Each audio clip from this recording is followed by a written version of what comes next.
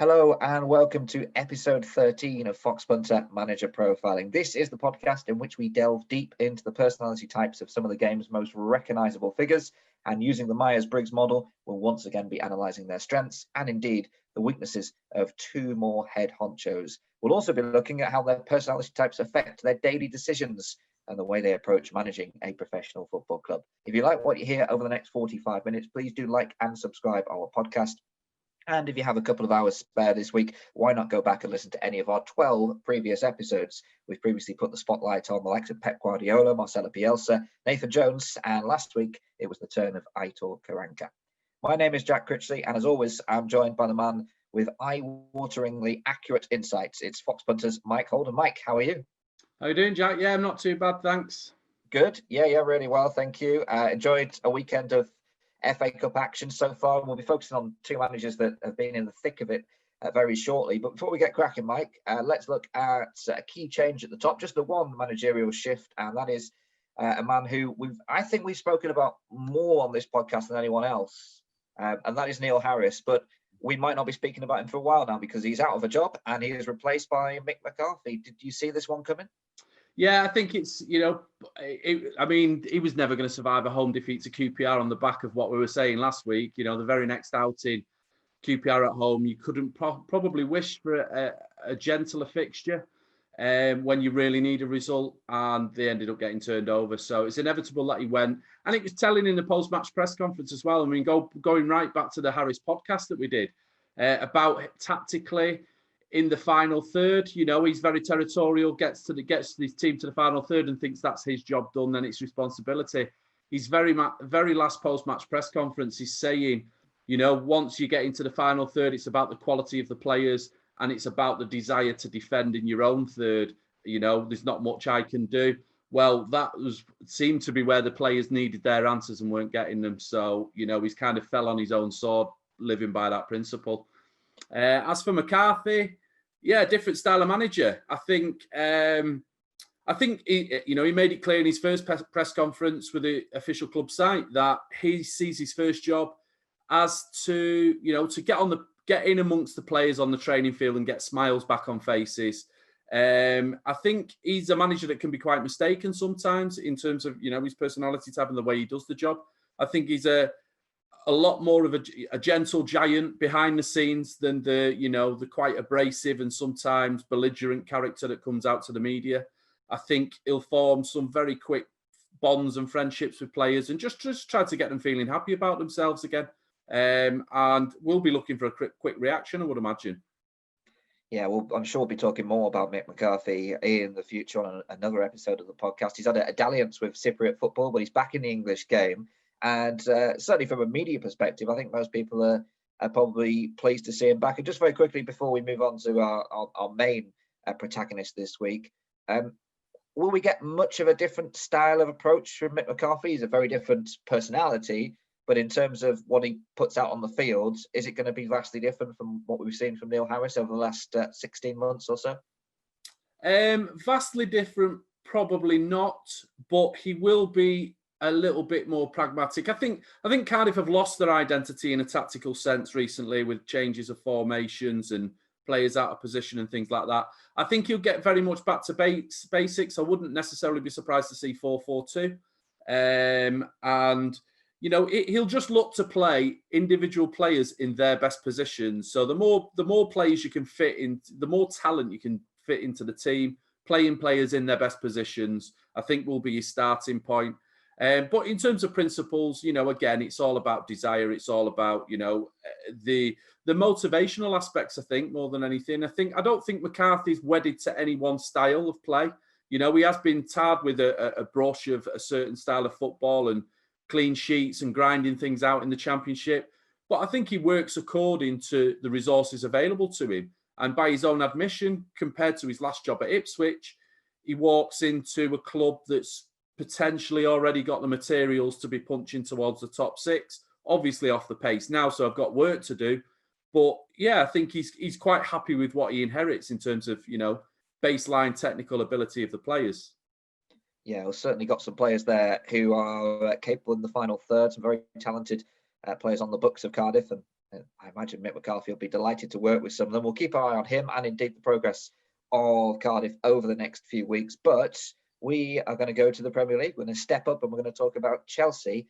And in particular this week, Frank Lampard, who only a few hours before we recorded this podcast, Mike, he was in action. He was on the sidelines. He was well wrapped up, actually, as well. Not quite as animated as Nathan Jones, his opposite number, but he oversaw a 3-1 victory in the FA Cup.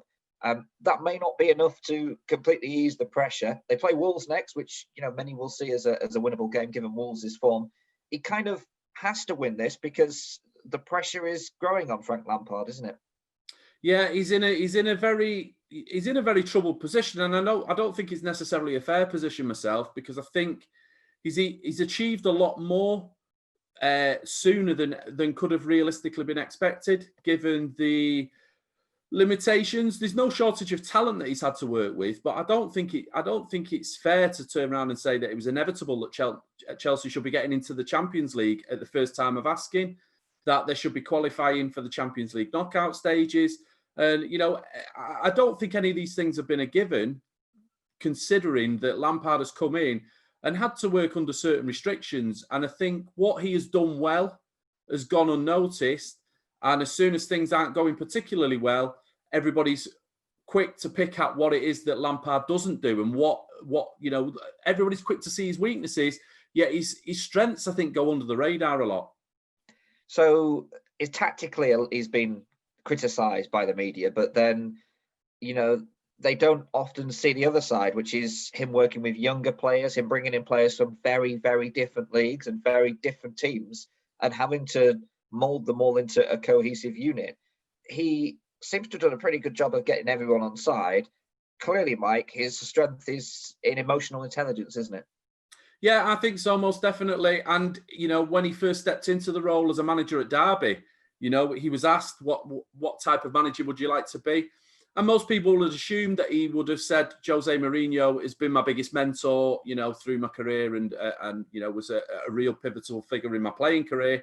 But he was, unequivocal that Carlo Ancelotti was the manager that made the biggest impression on him.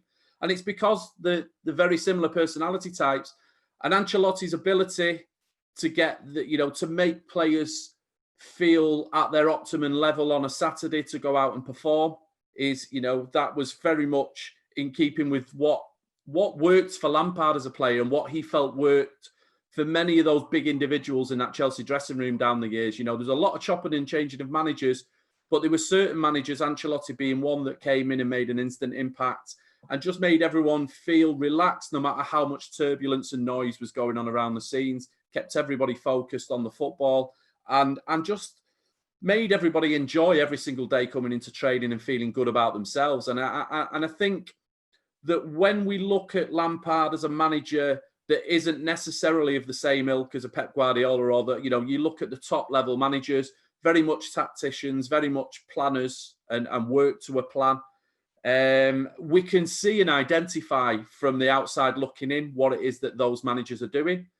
And that's not necessarily Lampard's strength. What we can't see is what goes on behind the scenes. And with Lampard, I think there's a hell of a lot that goes on that we don't notice and don't understand, because we've developed a real good understanding in recent years of tactics, of expected goals and analytics, and all of these different ways to measure the game in a cold, logical, rational way.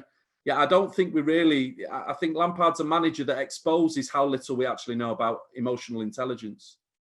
So in terms of tactical nous, though, emotional intelligence, clearly his I guess he leads with that, but he must have some kind of tactical acumen, because he wouldn't have even got this far. He wouldn't have even got through that job at Derby. So clearly he's combining the two, but does he go out and sort of surround himself with people who do that kind of thing? And is he quite good at delegating? Does he say, right, I'll deal with this element of the game, you work on this side, etc.? Is he quite good at delegating and giving other people priorities?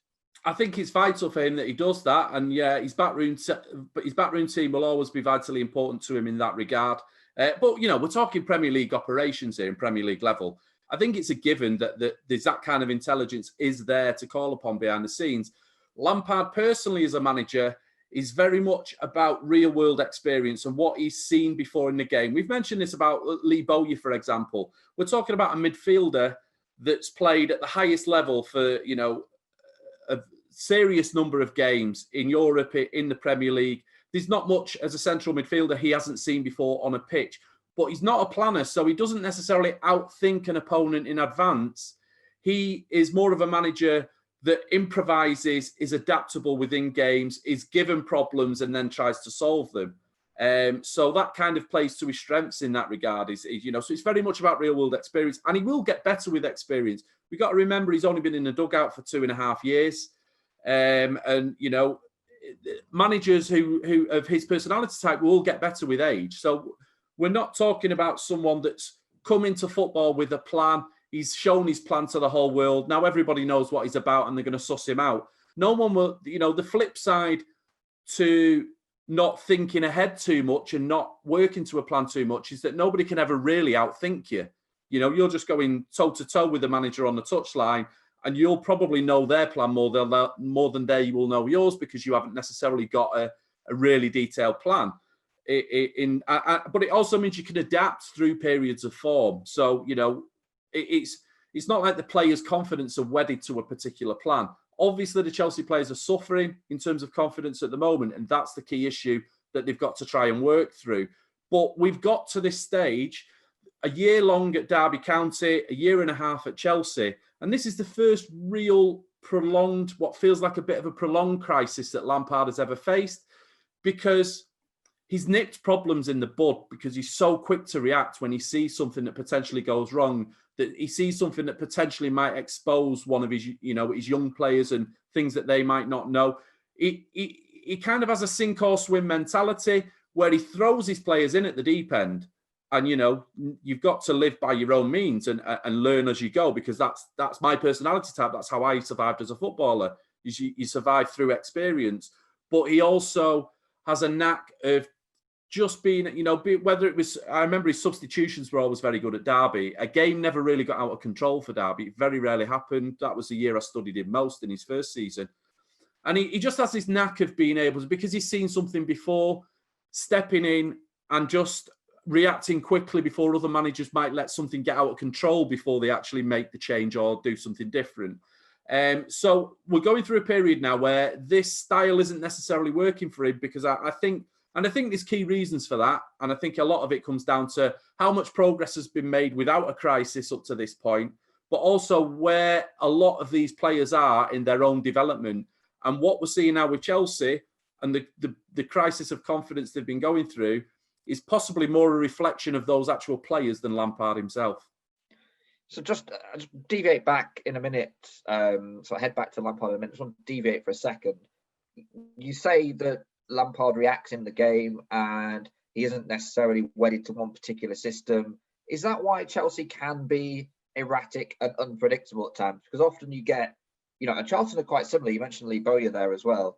Often, when you get sides who are very much typecast in a certain system and managers who absolutely rigidly stick to this one system over and over again, when they come up against a certain type of team, be that a physical team or a side that are renowned for playing football, you can often predict how that game is going to pan out. And often we can predict results based on, how the system will fare. And when managers like that get stuck in a rut, there's often no way back. But with Lampard, his sides usually do find a way of coming back after a barren run. And that's why we should probably be confident that Chelsea will this time around. But is that, sorry for the long-winded question, Mike, but is that why Chelsea can be very unpredictable? And, after a series of good results, they throw a wobbly and lose 3-0 to someone they probably should be beating. Yeah, no, absolutely. I think the key issue here is that Lampard is very comfortable with high stakes. He's more than happy to roll the dice when a team goes behind. So, his effortless flow state is very much about reacting to what's in front of him, and it's very much about observation. Not necessarily, you can't observe something in advance. You've got to see it first before you observe it, and then you react to it and you deal with it. Which is not to say that you can't set a team up, and he can't set a team up to be better from the beginning of games. I'm sure that's what he will be striving to do. But to have this really detailed, coherent plan, it doesn't really play to his strengths if you did do that, because then you have to stick to it. And he doesn't want to be nailed down to, one particular identity. He wants to be adaptable.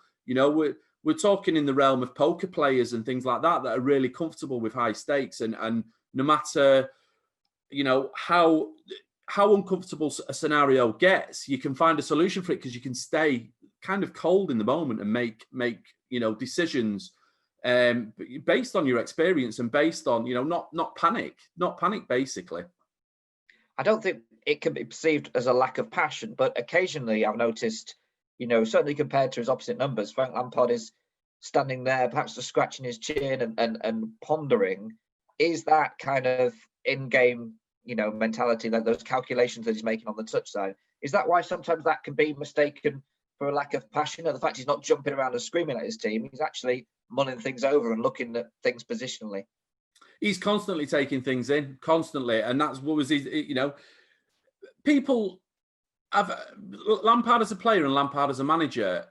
He is the type that a lot of people look at him and think, what does he actually do? How was he so good as a midfielder? His attributes, his personal attributes on the pitch. He's, even had a reputation for not necessarily being in the best shape earlier in his career, which wasn't particularly fair.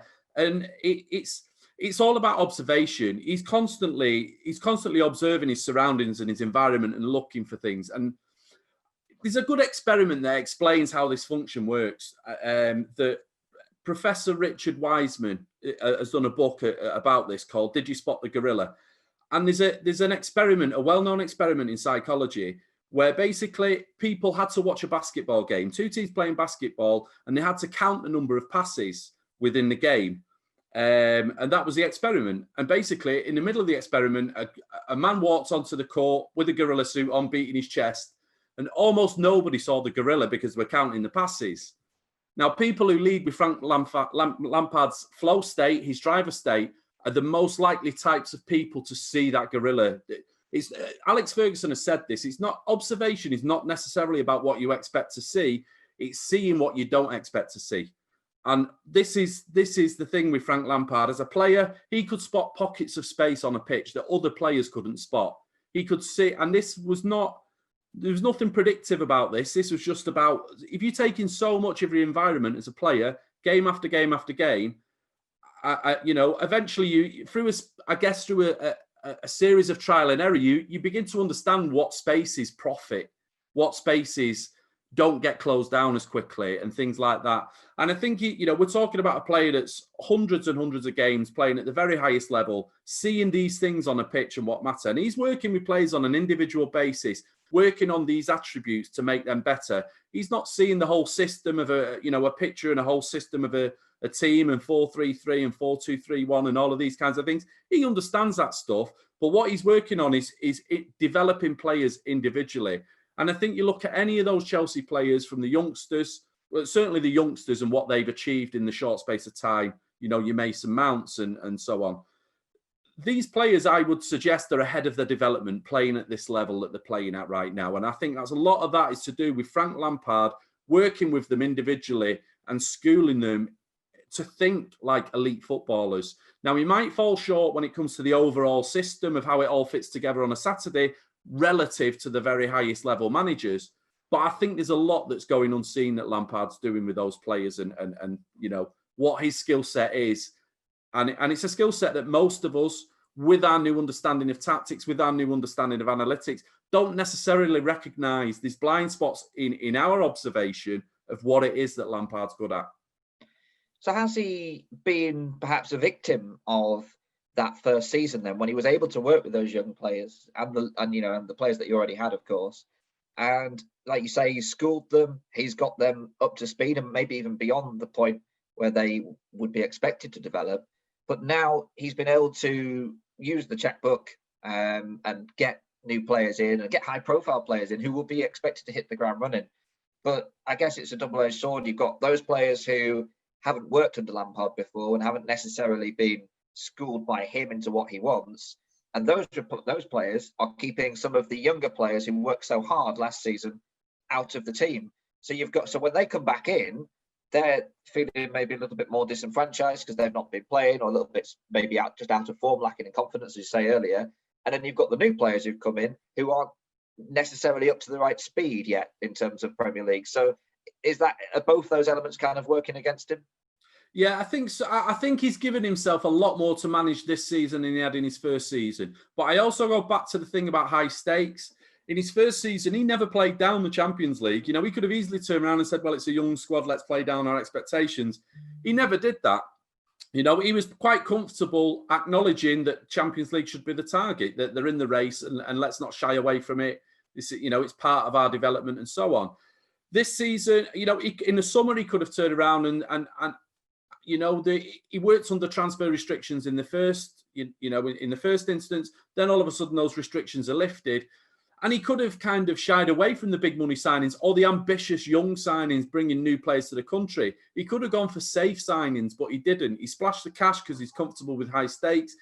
And, we all know how difficult the Premier League can be for newcomers in the first season. And I think we're reaching a point in the season now where we've got some of these big money newcomers who just look out of the depth at the minute in certain cases. And, they've kind of shown glimpses of what they're capable, but now we're hitting that stage in what is already a crazy season. We're hitting the stage of the season where a lot of these players will be having a winter break.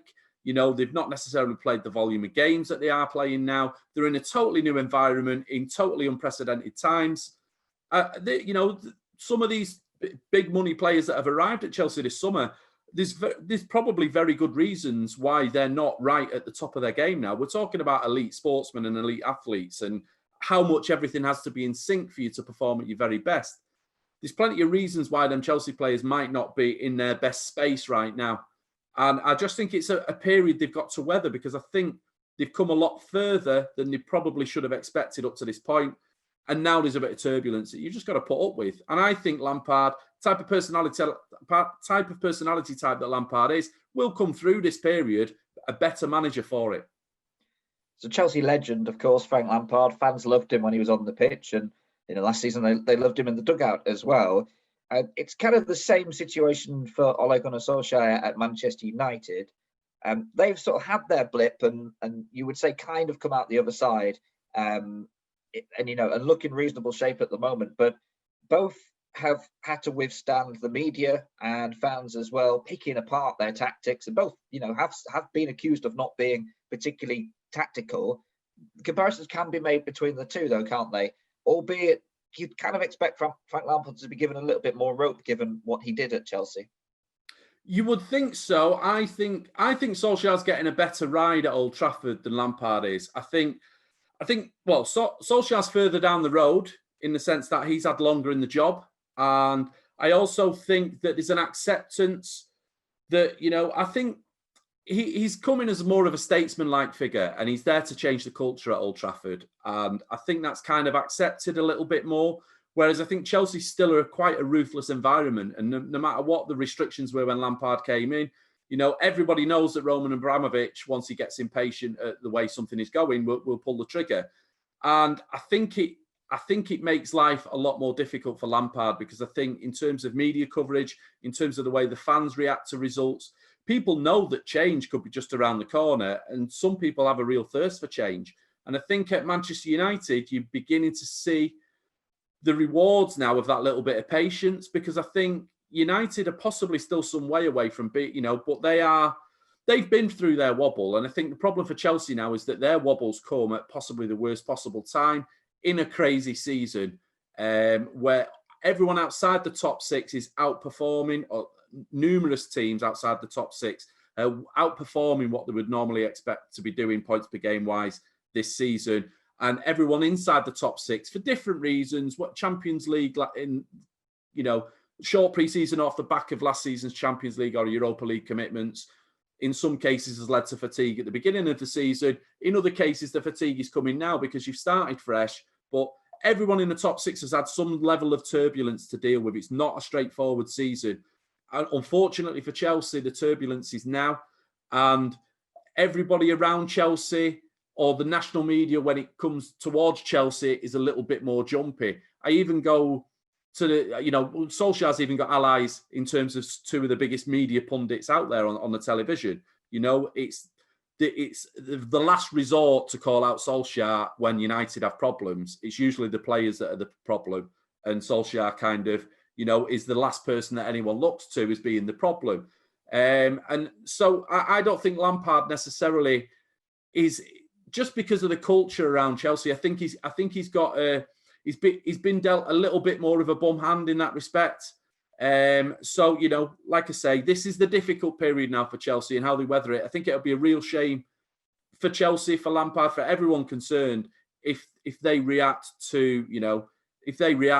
brutally to this and Lampard goes. So in terms of, the job that he's got on his hands and the situation that he finds himself in, we can compare him to Ole Gunnar Solskjaer. He wants to be compared to Carlo Ancelotti, of course, as you mentioned earlier.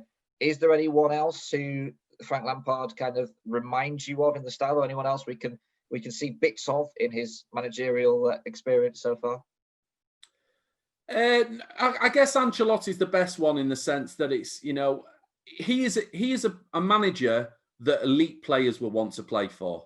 You think of how Cristiano Ronaldo talks about Carlo Ancelotti, for example. We talk about these Chelsea players. I think management at the very, very highest level, where you bring all these egos into the same dressing room of the real top performers, I think sometimes it's a different type of management again. And I think Lampard has got some of those qualities, and yeah, I just think that the comparison with Carlo Ancelotti is a fair one. They're not the same personality type. I do think Lampard is a bit more high stakes and a bit more dynamic in terms of personality than Ancelotti. And I think, it's an interesting one, because I think the skills that Lampard is good at, the natural qualities that Lampard has as a personality, I think are qualities that we don't necessarily value in this day and age of football. I think he's potentially, there's something old school about it, but I think it will come again in cycles. The players at the very, very highest level appreciate some of these attributes that Lampard has. Well, it'll be interesting to see how Chelsea get on over the next few weeks. As mentioned, Wolves in midweek, then a couple of tough games actually, Burnley and Spurs on the horizon. So a bit of time for Frank to try and sort it out, but it could be difficult if they don't get anything against Wolves in midweek. We'll keep our eye on the situation at Chelsea. Of course, they're through to the next round of the FA Cup as well, and we'll face Championship Barnsley in the 5th round of the competition. Right, before we continue and we talk about Michael Duff, Cheltenham manager in League Two. Mike, let's just mention Foxpunter.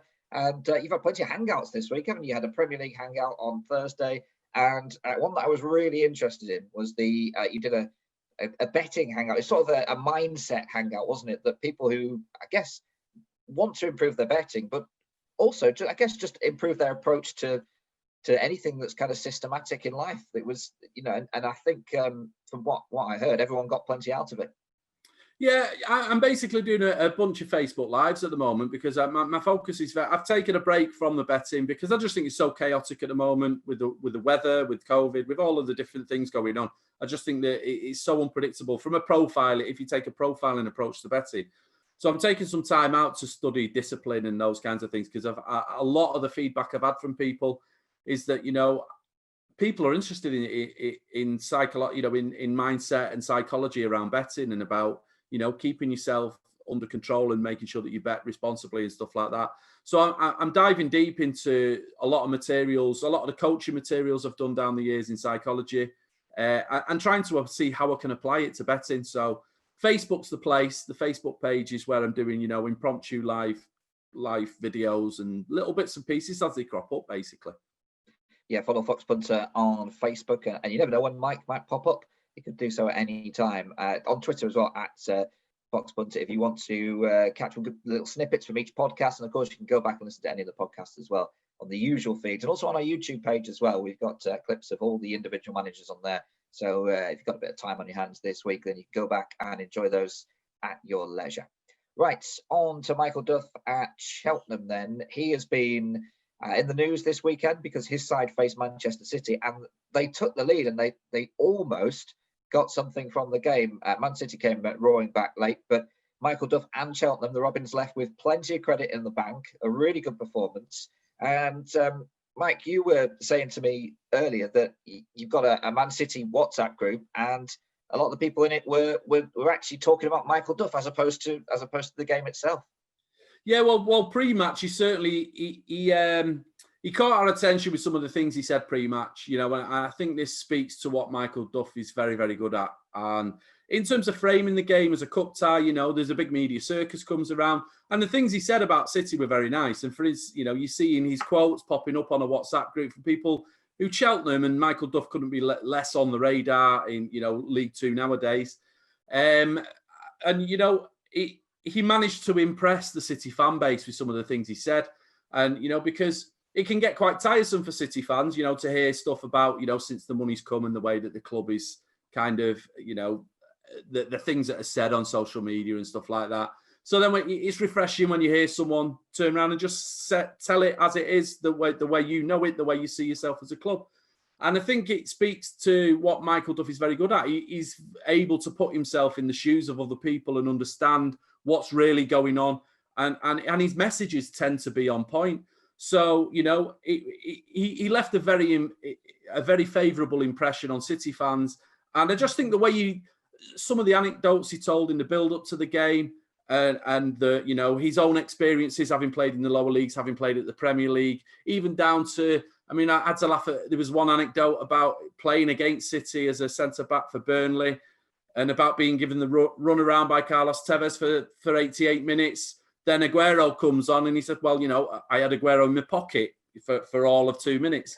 But he's like, his messages were on point all the way through, and it fostered a lot of goodwill between City and Cheltenham. And, it's just a little aside, but it kind of brings up the point of what it is that separates Michael Duff, because Cheltenham were fantastic in that tie. We were all having kittens on the same WhatsApp group, 80 minutes on the clock, couldn't believe what was happening, but really believed it was, it was going to happen. It was the real thing. We thought that was a real possibility at that stage. But when it comes to the football side of it, now, yes, there's a lot of appreciation for Michael Duff, the way he sets Cheltenham up, how good they were out of possession, how much of a threat they pose from the long throw-ins and the balls into the box, and the way they set up to take advantage of those moments in the game. And yes, that is all impressive, but there's a lot of managers at League Two level who can do what Michael Duff can do in that regard. What is uniquely Michael Duff is the way that he handles players and the way that he frames things, and the way that his messages are always on point, and that how he manages to control a whole season from how to navigate through the path of a turbulent season by always saying the right thing in the right way at the right time. Do you think that the fact that he can relate to the players and the fact that he can not just get them on side, but basically, be in their shoes, is that harboured by the fact that he was playing until relatively recently? And, he's one of the youngest managers in the Football League.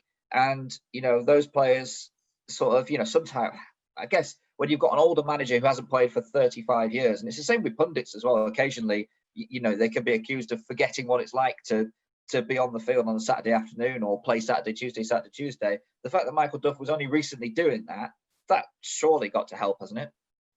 I think it helps him. I also think it helps him that he's played at so many different levels. I think it's a top 6 or top 8 divisions, and he's gone in chronological order and finished in the Premier League. And he's been behind the scenes at Burnley under Sean Dyche. He's come out of that stable and understood exactly what it's taken to get Burnley from a mediocre Championship club to a sustainable Premier League outfit.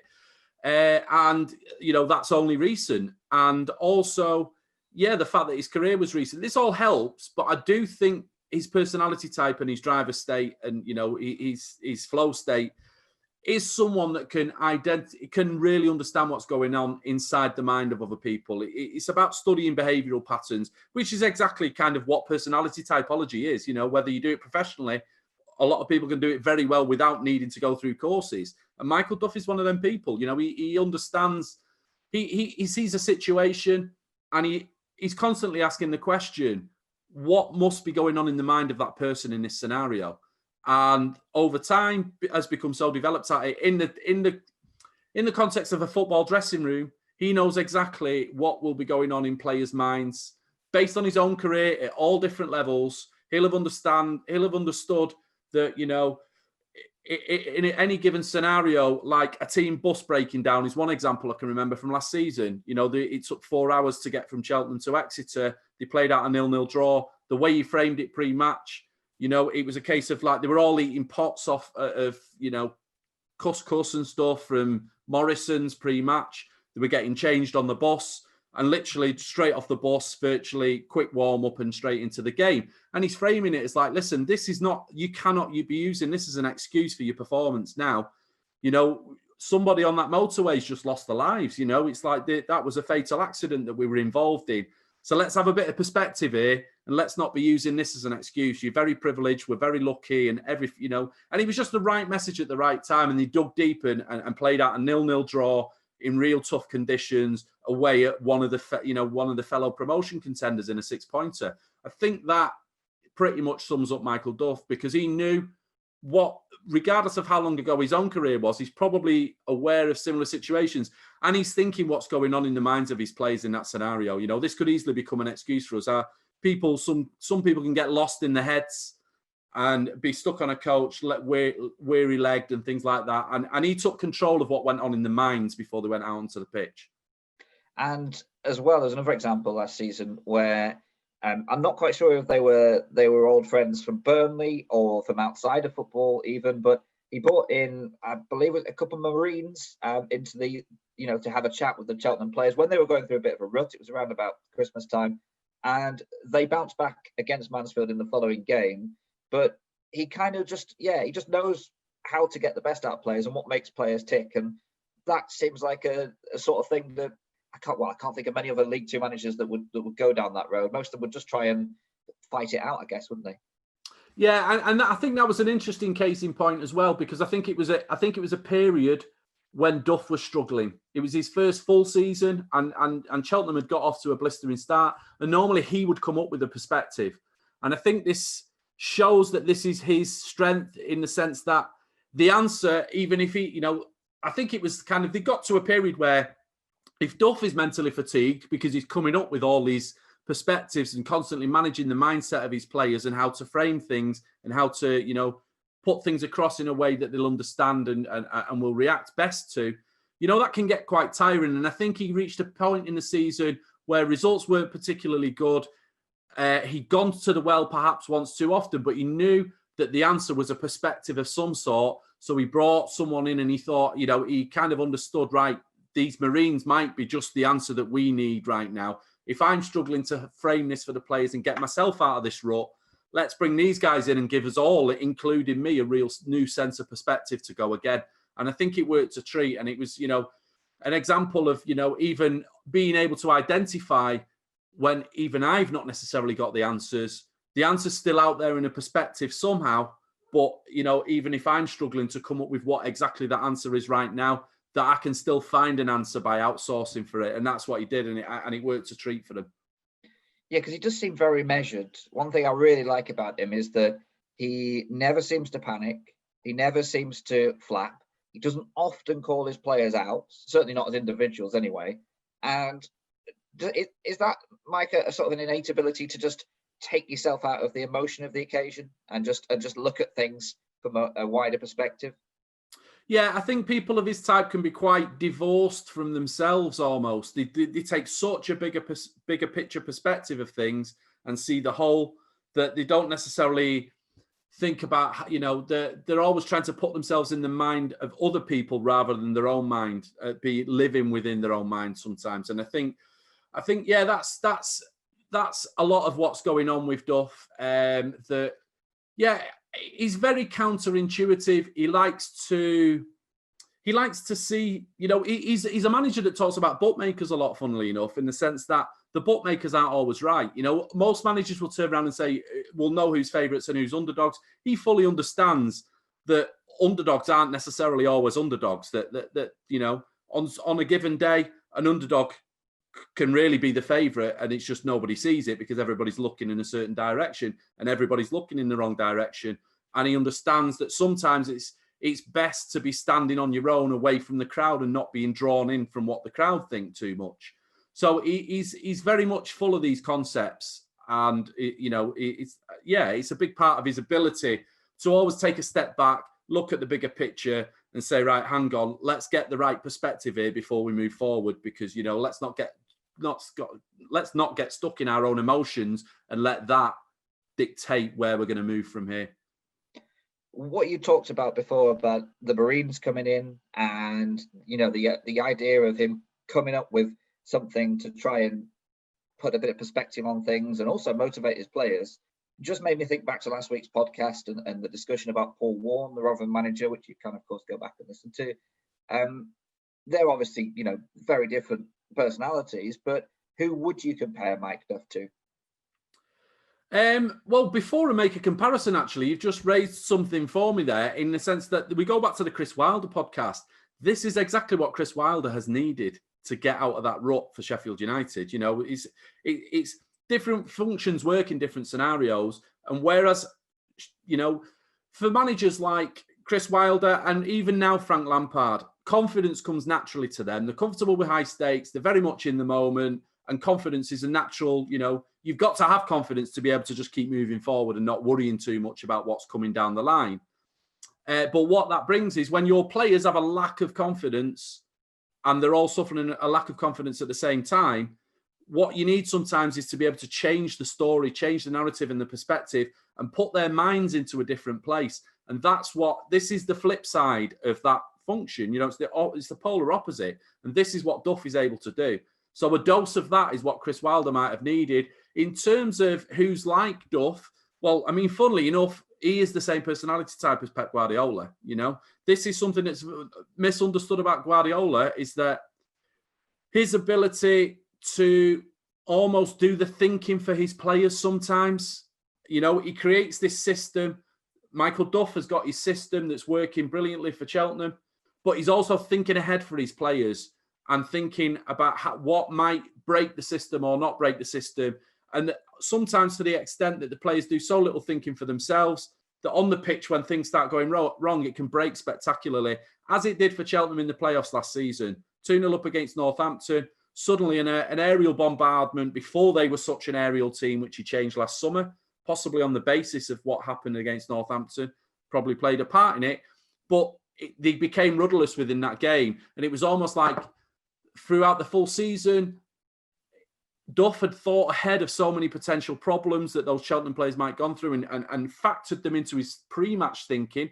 We're talking about planning now in advance, that, this is very much like Pep Guardiola. There's so much factored in. It's not just about what you see in a system of, players in positions. And, there's so much thought and simulation that goes into what will make this system work and what won't make this system work. And Duff is very much a systems thinker, and it's about what's going to overall suit the system best. It's not necessarily about individuals, but he will understand what's going on for each individual as important parts of the system. And finally, Mike, on Duff, we mentioned Frank Lampard earlier. We mentioned his ability to be in the moment, change things up as and when he needs them. Does Mike Duff have that about him? He's very good at the pre-match preparations, like you say, thinking ahead for his players, but that all tends to be before the match takes place. If Cheltenham, find themselves being bombarded as they were in the playoffs last year, how good and effective is he at mixing things up, and also how willing is he to change it and react on the moment? Yeah, I wouldn't say he's necessarily spontaneous. I think it's the system. It's all about the system, and the thinking's done in advance. And the system will be very sustainable, though. That is when it's working well. So long as no one else is breaking the system, and Manchester City last night for 80 minutes couldn't break Cheltenham's system. It was really hard work because so much was thought through. And it's not about being spontaneous. He can be adaptable within games, but it's contingencies that are already thought through in advance. So it's kind of already second guessing what the reaction will be to the action, if you know what I mean. Second guessing in advance what the opposition manager is going to do to this change, that change, or, and trying to simulate so many moves ahead that he can stay comfortable for, the system can stay sustainable for a long period of time because of how many steps ahead he can go. But then suddenly, you think of Pep Guardiola in a Champions League game and it becomes rudderless or anything like that. Then, all of a sudden that spontaneity can be a bit slow to react to something going wrong when there is a complete breakdown. So brilliant stuff. Thank you very much, Mike. It's Michael Duff and Frank Lampard profiled, and there'll be another 2 managers next week, of course, here on Foxpunter Manager Profiling. If you want to go back and download any of our previous episodes, you can find them on Spotify and, of course, on iTunes as well. There's 12 of them to go at, and some real big hitters in there as well. So do feast on those this week if you get the chance. In the meantime, check out the Facebook page and, of course, the Twitter feed, and you can find all of the previous episodes in video form, of course, on YouTube. Mike, as ever, thank you very much. Yeah, pleasure, Jack. Thanks a lot. And we'll do it all again next week.